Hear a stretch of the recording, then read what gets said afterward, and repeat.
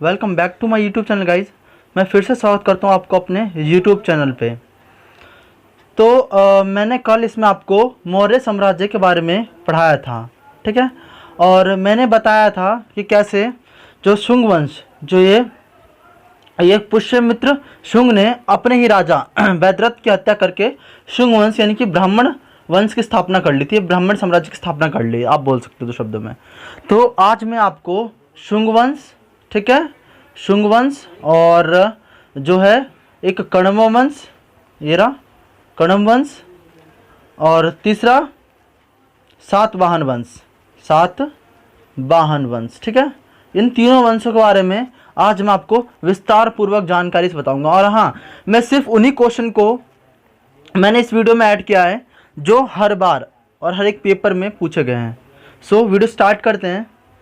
सो आप देखिए, जो है पुष्यमित्र शुंग ने, मैंने बताया था जो वैदरथ था वो मौर्य वंश का अंतिम शासक था, और उसका सेनापति कौन था? पुष्यमित्र शुंग, ठीक है। जो उसके सेनापति थे पुष्यमित्र शुंग ने, ये ब्राह्मण जाति का था, ठीक है। एक्चुअली में क्या हुआ कि जो ब्राह्मण जाति का मानना था कि जो मौर्य साम्राज्य है, फिर मौर्य जो वंश है, ठीक है, वो शूद्र जाति है, यानी कि सबसे नीचे। आप जानते हो कि पहले जो जाति हमारे चार भागों में विभाजित थी, कौन कौन सी? ब्राह्मण, क्षत्रिय, वैश्य, शूद्र। और शूद्र सबसे नीचे जाति थे। और ब्राह्मणों का मानना था कि जो ये पुष्यमित्र शुंग ब्राह्मण था, ठीक है। और ब्राह्मणों का मानना क्या था? जो शूद्र क्या है, नीचे जाति का है। अब देखो, ये मौर्य साम्राज्य धीरे धीरे विस्तार होता चला गया, बढ़ता चला गया। मैंने कल की वीडियो में आपको बताया था कि मौर्य वंश 137 साल तक चला था। कितना? 137 साल। और भागवत पुराण के अनुसार इसमें 10 राजा हुए, और वायु पुराण के अनुसार इसमें 9 राजा हुए, ठीक है। मैंने आपको कल बताया था कि ये चीज़ मैंने क्लियर करी थी, ठीक है। अब देखो, जब ये इस जो है मौर्य वंश का जब नाम धीरे धीरे ऊंचा होता गया, ब्राह्मण से भी ऊंचा होता गया, तो इन ब्राह्मणों के मन में क्रूरता आ गई। इन्होंने सोचा अगर हम ब्राह्मण है, हमारा नाम सबसे ऊंचा आना चाहिए। इसीलिए इन्होंने पुष्यमित्र शुंग ने इनकी हत्या कर दी, मौर्य वंश के शासक यानी राजा की हत्या कर दी, ताकि जो ये शासक है या राजा है, ये वंश जो है आगे चल ही ना पाए, बढ़ी ना पाए, ठीक है। इसलिए इन्होंने पुष्यमित्र शुंग ने इसकी हत्या करके अपनी खुद राजगद्दी पर खुद बैठ गई पुष्यमित्र शुंग, ठीक है। अब देखो, यहीं से जब ब्राह्मण जाति का उदय हो गया, यानी ब्राह्मण साम्राज्य का उदय हो गया, ठीक है। अब देखो, पुष्यमित्र शुंग ने राजा वैदरथ की हत्या कर शुंग वंश की स्थापना कर दी। शुंग वंश कैसा वंश था? तो ब्राह्मण वंश, ठीक है। शुंग वंश की स्थापना कर दी। नेक्स्ट क्वेश्चन देखो, शुंग वंश ने अपनी राजधानी विदिशा में स्थापित करी, ठीक है। शुंग वंश ने अपनी राजधानी कहाँ स्थापित करी? विदिशा में, ठीक है। कहाँ पे स्थापित? विदिशा में। नेक्स्ट क्वेश्चन देखो, यूनानी शासक मिनांडर। अब मैं आपको नेक्स्ट वीडियो में मिनांडर के बारे में पूर्ण विस्तृत जानकारी दूंगा, ठीक है। ये मिनांडर यूनानी था, ठीक है। मैं आपको इसके बारे में अगली जो नेक्स्ट वीडियो आएगी वो मैं आपको उसमें विस्तृत रूप से जानकारी दूंगा, ठीक है। यूनानी शासक मिनांडर ने पुष्यमित्र शुंग के ऊपर आक्रमण किया, ठीक है। उस वक्त का जो मिनांडर शासक था वो बहुत ही ज़्यादा प्रभावशाली, बहुत ज़्यादा शक्तिशाली था अपने काल में मिनांडर। लेकिन मिनांडर फिर भी पुष्यमित्र शुंग से हार जाता है इस युद्ध में, ठीक है। लेकिन पुष्यमित्र शुंग इसमें विजय हो जाता है, ध्यान रखना, इंपॉर्टेंट है, ठीक है। नेक्स्ट क्वेश्चन देखो, पतंजलि, बहुत ज़्यादा फेमस नाम पतंजलि, अभी भी आप देख लो, अभी भी नाम बहुत वही नाम चल रहा है, पतंजलि, ठीक है। अब देखो, पतंजलि जो है वो पुष्यमित्र शुंग के दरबार में रहते थे। ये question very very must important question है, हर बार एग्जाम में ये आता रहता है क्वेश्चन है कि जो पतंजलि किसके दरबार में रहते थे या फिर किसके कवि वो वैद्य थे? तो पतंजलि जो है ये पुष्यमित्र शुंग के दरबार में रहते थे। किसके? पुष्यमित्र शुंग के, ठीक है। और पुष्यमित्र शुंग ने 2 बार अश्वमेध यज्ञ करवाया था।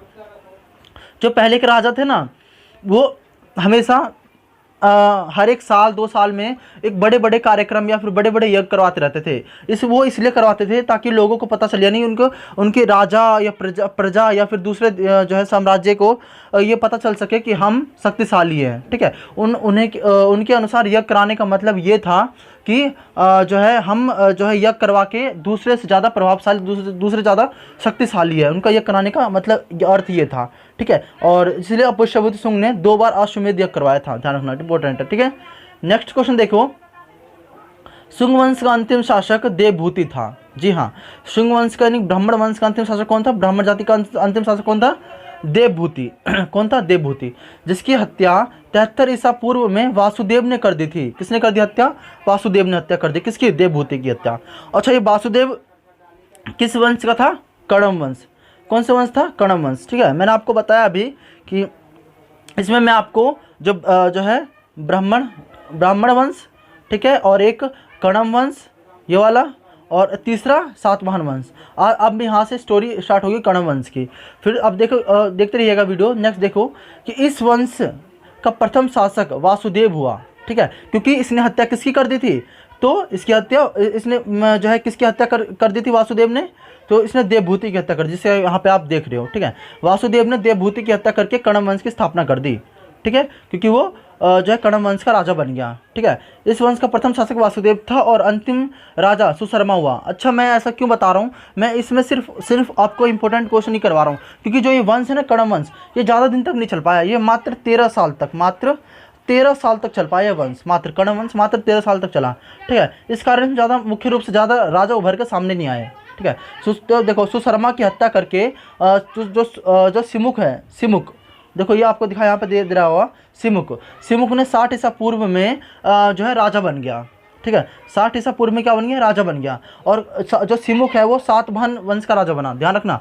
सिमुक कौन सा वंश का राजा बना, सातवाहन वंश का, ठीक। किसकी हत्या करके, तो सुशर्मा की हत्या करके, ठीक है। और जो है वासुदेव ने किसकी हत्या कर दी थी, तो देवभूति की, जैसा आप यहाँ पे देख रहे हो, ठीक है। कंफ्यूज बिल्कुल नहीं होना है इनमें, ठीक है, इनके नामों में। नेक्स्ट देखो जो सिमुक ने सुशर्मा की हत्या कर सातवाहन वंश की स्थापना कर दी। Very very most important point, ठीक है, ध्यान रखना इंपॉर्टेंट है। नेक्स्ट क्वेश्चन देखो, भूमि दान की व्यवस्था सातवाहनों के समय में शुरू हुई थी। अब देखो जब सातवाहन वंश का जब शासनकाल आया था ना, तो इन्होंने अपने शासनकाल में बहुत सारे ऐसे जो काम किए थे जो बहुत पहले के राजा ने नहीं करा था, पहली बार इस वंश के राजा ने ये काम स्टार्ट करा था, ठीक है। तो भूमिदान की व्यवस्था, ये भूमिदान ब्राह्मण करते थे, ठीक है। ब्राह्मण इनकी नज़रों में सबसे उच्च थे, ठीक है, ये सातवाहन के नज़रों में, ठीक है। अब ब्राह्मणों की बहुत ज़्यादा इज्जत करते थे ये लोग, ठीक है, सातवाहन वंश, ठीक है।